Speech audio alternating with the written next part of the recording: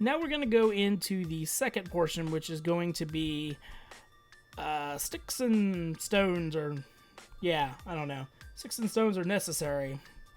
I don't know. So the first thing we're going to talk about is the various tools that you will want to craft to begin with. Now, normally you just start off with a pickaxe, right?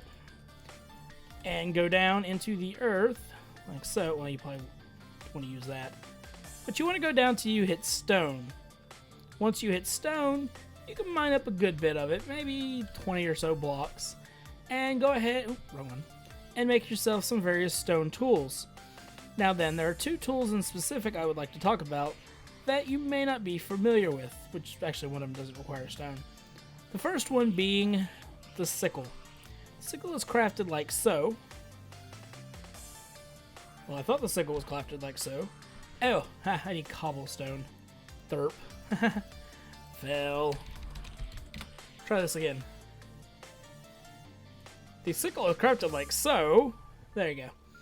And it is used to harvest things quicker. So if we go around, you can see things are breaking all around. And if we come over here, you can see that it breaks leaves much faster. So yes, this is what a sickle is for, and it is quite amazing for clearing out stuff. Now it does destroy it unless you get silk touch on it. Then it will break all the blocks and you can pick them up, I do believe, if I remember correctly. But let's come back over here. Now the other tool we're going to talk about, which if you remember a minute ago, I was saying that we needed something to get the resin, which is the tree tap. Simply get you a tree tap, come on over here. As you see, there is the resin up there. You right click it and it shoots out a piece of resin. Now you'll notice there's a little hole right there. You don't want to keep tapping it unless you plan on completely destroying the tree, because if you do, you might get another piece or two, but then the hole will close forever and ever and ever. Now, if you got a sapling, you could just chop the tree down and go replant it somewhere else, but for the most part, you don't want to be doing that. So that's all the tools and stuff that we're going to cover for this episode. Do remember that this is only going to be covering the basics of what you'll be starting off with. We are basically going to presume you might have found a little bit of iron, maybe some copper and tin, and that's about it. Other than that, you just have wood and the other various things that you can get. Now, instead of using doors, I recommend building fence gates. It's a little bit cheap, but you can place 2 fence gates up and then stick a pressure plate down and walk through a door by just hitting the one, and it'll close the other one behind you, and zombies won't break these in. So it's just a little tidbit there. Now let's talk about the basic machines and other tools that you have at your disposal. Apparently that's completely empty. However, you all know how to make the furnace, right? Furnace, easy. Now if you take a furnace and take a little bit of that hard-earned iron, you can not throw iron around it. Oh wait. Oh, I'm a dunce. My bad. Forgetting recipes is it's totally cool. So you could do like this here, and take the iron and put them on the 2 sides and then one at the top, and make an iron furnace, which will burn at regular coal 10 to 1 instead of the 8 to 1. So it's a little bit more efficient. Now, you've seen many of these right here, so let's go ahead and jump into that plan, which is called the project table. You simply take 3 stone on top, solid stone, 4 pieces of wood each side, a chest on the bottom, and a crafting table in the middle. And that will give you the project table. Bloop. Now you can see I'm out of those resources. So that's those right there. Now let's talk about the coke oven. The coke oven is a pretty essential part of railcraft. It allows you to not only get coke coal, which burns more efficiently than regular coal and is needed to make steel in the blast furnace, but it also gives you creosote, which is needed to make rails. Now this is a coke oven right here. it requires you to make a contraption with the very center being open. And if you click on it, you can see we have a bunch of creosote oil, a bunch of coal coke. Excuse me, I call it coke coal. And you can tell if you look at the things, it burns more efficiently than the others. Actually, quite a bit. It's 4 times as good as coal. Now, creosote oil, as I said, is used to make wood ties, which is used to make rails. Tracks.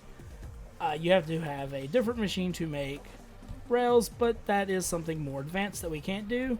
But there's no reason not to get yourself some coal coke to help with your smelting needs.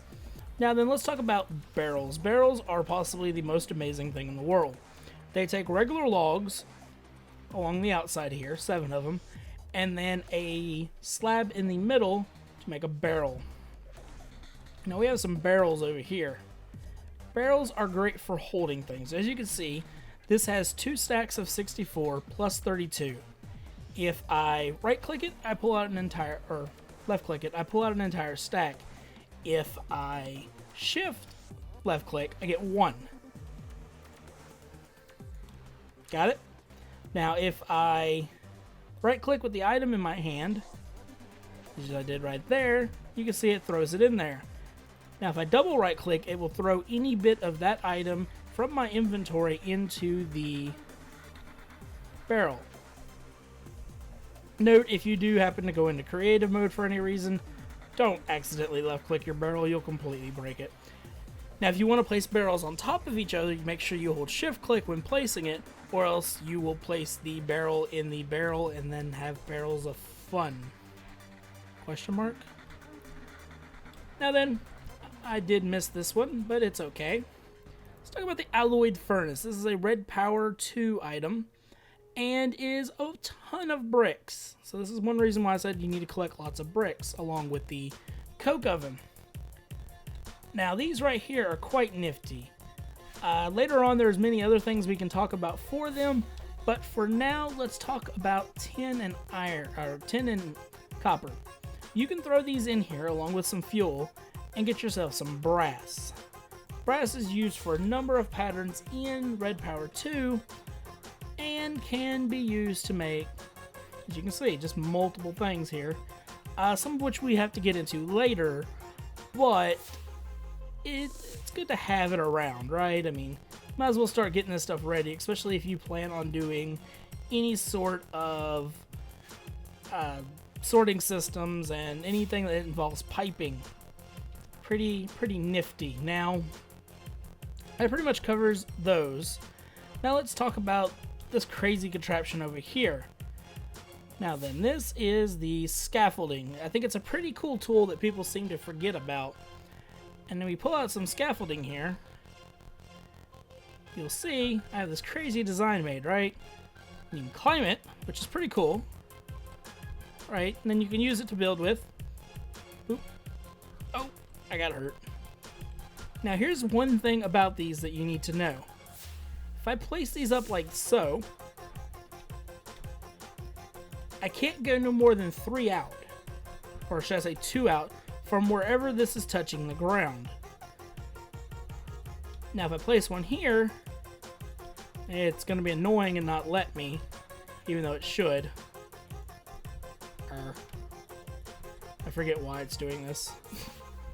But that's fine. Let's click here, and then it'll let me. Now it'll let me make it there. I don't understand, but whatever. Sometimes it's a bit glitchy. But as you can just see, though, once it gets to a point, basically 2 away from wherever the block in the middle here is, it won't allow you to build any more. Now, the reason why I think these are amazing is because, okay, we have this right here, right? We're done building, and we don't want to have to break apart an entire stupid thing. So if I break this block right here, you can see all those other blocks fell with it. Now if I break this one, those fall. Now for the finale, boop, those fall. That is right. Now, oh yeah, I forgot about that. if you're at ground level and you just left click these, it'll keep placing them up. This is probably the best use of these. Once you dig, say, down into a hole, you can make yourself a ladder by just left clicking, and you can get to the very top with them, which is pretty nifty. Yay! Now, I might die from doing this, but let's see, can I? Okay, I can. So it operates just like a ladder. Always nice. And then say you're done. Boop. Here comes your entire thing falling like crazy. Sweet. The scaffolding, pretty awesome. Now you do gotta make sure you hit this just right, because they don't gotta aim at the center. Because as you can tell, I don't know why, but it just does not want to work. Whee! Okay, I feel like that was way more than I made, but maybe not. So let's talk about the next item up. Let's talk about the scoop. Scoop seems like a good one. Now the scoop is used to get bees. Bees are a very important part of forestry. It's one of the main reasons to even have it. Although you could argue now that they've added tree breeding, that could be the main reason to get it. These are beehives, right? Now you don't have any annoying bees flying around trying to sting you, but if you break this like so, it drops itself a cobble, or a comb, which there's various combs. If we... I don't think that's going to do what I want it to. No, it's not. Oh, there's many different kinds of combs, each one giving you a different basic thing. Now, it also dropped a marsh princess and a marsh drone. You could say that this is not important to begin with, but stocking up early is always a good thing. So you want to go ahead and just maybe get some of these, throw them in a chest somewhere, and wait until you get ready for forestry. I just had a random egg fly at me. Awesome. Apparently I had magnet mode on. Whoops. So yeah, that's what a scoop is for. Now the next pattern we're going to talk about is the reason why I said get lots of these seeds that were over there. That's because 2 of them produce string. Now string is used to make many things, but what I want to talk about right now is canvas. Canvas is kind of amazing. So for a stack of 64 string, you get 8 canvas. Alright. Now canvas can be made like so to make a canvas bag. Just grab one of these sexy things, and it basically gives you your inventory worth of inventory. And of course you can dye them. Let's see. Let's hit you. Okay, it's not gonna let me pull it up with that, but you can dye them. Let's try it on you by just putting a color in the middle, and then that'll allow you to organize your bags. Now another nifty pattern that you can do is by taking 5 of these and a piece of string, making a seed bag. Now seed bags will hold seeds and will allow you to quickly plant stuff in an area. I'd demonstrate, but I don't feel like it. It's pretty simple. You till the area and then you right click and it will put all the seeds down. And then when you harvest, as long as you have 1 seed of that type in the bag, it will then put all the seeds in there, making it quite easy on you. Now then, I believe that covers all but 1, which is bronze. Say you've gotten a bunch of copper and tin, but yet you still haven't quite found any iron for some reason. You can combine 3 copper, right? And then 1 tin and get 4 bronze. Now bronze can be used a lot of ways just like iron. So for example, if we come over here to IC2 things, you can see it can make a pick, all the tools, you know, all that good stuff. And then it can even be made to make mine carts and then forestry stuff, but we'll get into all that later. But yeah, so there's a lot of stuff it can be used for. And yeah, that's pretty much it. I mean, it's the same durability and everything as iron, so It's pretty nifty. It's good to keep around. And yeah, my zombies disappeared. Sad face.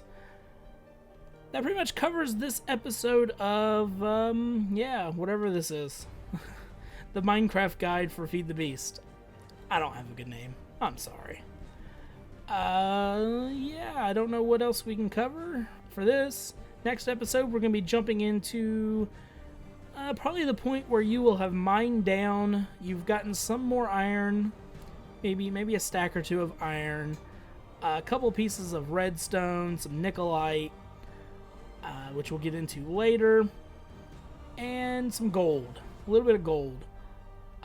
Next episode will be rather large, and I might wind up having to break it into specific parts. So one part will cover more of the Thaumcraft, crossovers using Thaumcraft and that, or maybe thermal expansion, industrial craft. I don't know yet. The next step is always like the largest. We're going to assume you haven't found any diamond, and that means no obsidian, except I have a way to get obsidian with it, so that's okay. So thank you for watching, and please feel free to rate this, and don't forget to subscribe if you want to see more awesome Minecraft stuff. I tend to have fun, and yeah, thank you guys, and have yourselves a wonderful day.